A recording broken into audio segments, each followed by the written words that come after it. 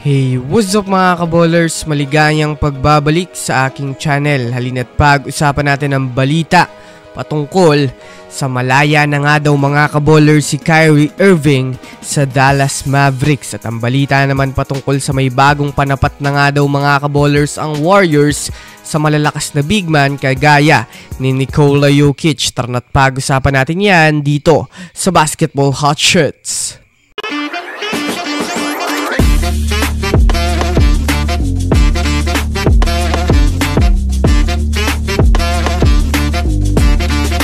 Una nga muna tayong dumako mga kaballers sa balitang malaya na nga daw si Kyrie Irving sa kupunan ng Dallas Mavericks. Matapos nga po mga kaballers ang naganap na trade ng nakaraan sa pagkawala ni Luka Doncic sa Mavericks, marami ang nag-akala na mahina na ang Dallas. Ngunit kung susumadayin nga natin mga kaballers ang laruan ng Mavericks, kahit man nga po mga kaballers natalo sila kahapon kontra sa Sacramento Kings, ay marami nga pong mga fans ang nakapansin na mas gumanda nga daw ngayon ang rotation ng Dallas Mavericks dahil na rin naman nga po ito sa mas nakabuelo nga daw si Kyrie Irving sa kanyang role na guard, at mas naging maayos pa nga ito dahil sa nagkaroon nga siya mga kaballers ng Anthony Davis na isa din sa malalakas na player ngayon.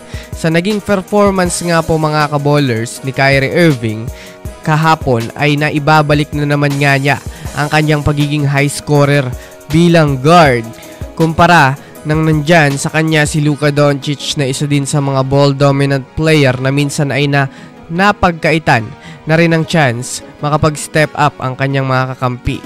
Kaya naman marami pa rin ang nasisiyahan dahil mas nakakabuelo na nga daw muli si Kyrie Irving na kilala naman natin bilang isang magaling na guard na may kakayanan bumuhat ng kupunan.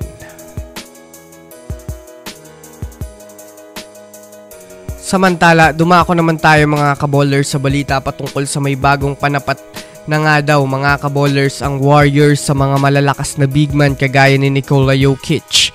Alam naman nga po natin mga kaballers na isa sa mga pinakapangunahing problema ng Warriors ay ang kakulangan nila ng dominanting big man na maaasahan sa opensa, hindi lang sa depensa. Kung susumadahin nga natin mga kaballers, palagi nga pong small ball lineup ang laging ikinakasa ng Warriors na kasalukuyang hindi na rin naman nga po mga kaballers masyadong applicable ngayon dahil marami na rin naman mga teams ngayon ang kayang tumumba sa small ball strategy. Ngunit dahil sa naging pag-improve ng pinakabati nilang sentro na si Quinton Post ay medyo nabago nga po mga kaballers ang kanilang sistema dahil sa pagiging shooter at sa pagiging madiskarte nito sa ilalim ng basket.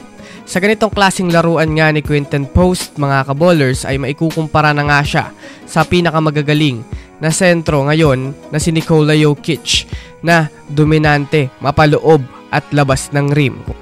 Kung sakali pa nga po mga kaballers na maturuan pa nga ito ng tamang gulang sa basketball ay di hamak na isa na rin ito mga kaballers sa mga batang player na magkakaroon ng malaking potential sa Warriors para sa kanilang hinaharap.